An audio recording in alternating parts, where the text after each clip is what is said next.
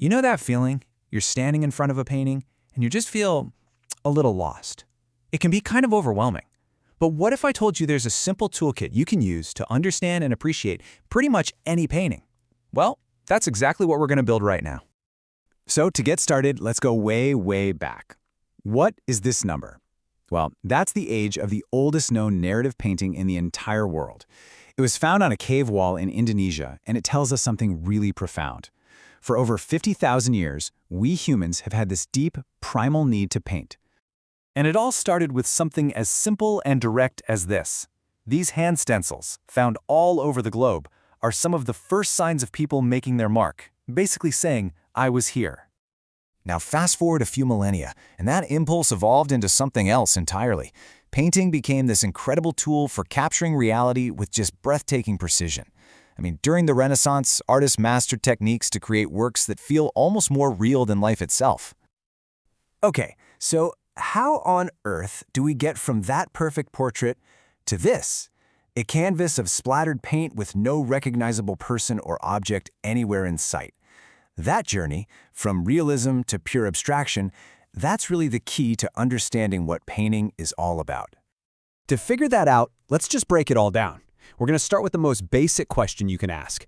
What even is a painting? At its core, it's actually incredibly simple. A painting only needs two things: a medium, that's the color itself, and a support, which is just the surface you put it on. That's it. Seriously, everything else is just an artistic choice. And when we say support, don't just think of a canvas. As you can see here, artists have used everything you can imagine, from the plaster walls of ancient frescoes to wood, concrete, sand, even shiny gold leaf. The surface itself is a huge part of the art. So now that we've got the surface, let's talk about what goes on it. The medium, or the with what, because the type of paint an artist chooses completely changes not only how the final work looks, but how it's even made. So what's really the difference between something like oil paint and watercolor?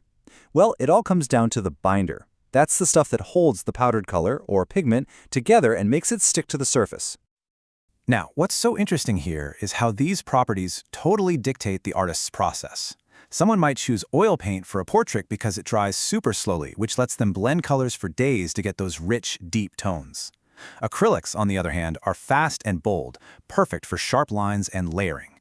And watercolors? They're all about capturing light with these beautiful, transparent washes. So you see, the medium isn't just a material, it's like a partner in the creation. And that artist's toolbox is always getting bigger. The ancient Greeks used something called encaustic painting, which is pigment mixed with hot wax. And today, artists are painting with digital pixels on a computer. The very definition of paint is constantly being reinvented. Okay, so we have the materials. Next up is the how. How does the artist actually apply those materials? This is what we call style. It's the artist's unique visual signature. Here's a really simple way to think about it. If painting is a language, then all the different styles are like its dialects. Realism and abstraction might sound completely different, but trust me, they are both trying to communicate something to you. This slide really gets to the heart of it. Realism's goal is to be a perfect window onto the world we can see. But abstraction, it's not trying to show you what the world looks like, but maybe what an idea or a feeling feels like. A completely different goal. Now, that big shift away from realism didn't happen overnight, but wow, it was a pretty rapid evolution. In the 1870s, the Impressionists started painting light instead of things. Then by the 1900s, you had artists using these intense, wild colors just to express pure emotion.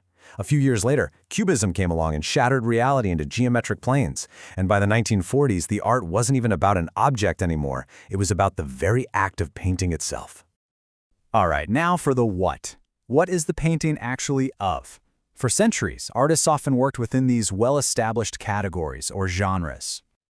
I'm sure you've seen all of these before: portraits, landscapes, still lifes. For hundreds of years, these genres were the foundation of Western art. They gave artists a common framework to explore big themes, and of course, to show off their technical skills. Whether it was capturing someone's personality in a portrait or finding beauty in a simple bowl of fruit. And this brings us to our final and maybe most important question: why?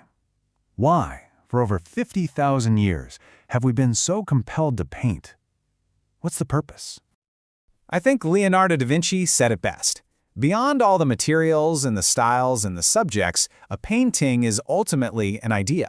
It's a way of thinking made visible. And here's a crucial turning point.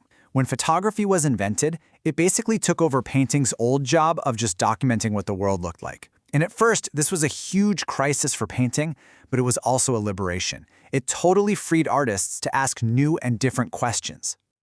So, if a painting no longer had to just show us something, what could it do? Well, as it turns out, it could do all of this. It could tell a story, express an intense feeling, make a political statement, or even just be about the concepts of color and shape. Suddenly, the why became way more important than the what. So here's the bottom line, the crucial point. Looking at any painting, from a cave wall to a modern canvas, is really about seeing a series of choices. The artist chose a surface, a type of paint, a style, a subject, and a purpose. Understanding those choices, that's the key to demystifying the art. And I want to leave you with this thought from the painter Maurice Denis. He said that before a painting is a story or an image, it's essentially just a flat surface with colors on it. And if you strip it back to that simple truth, it gives you the freedom to see it for what it really is, a fascinating and very human expression. What will you see the next time you look at one?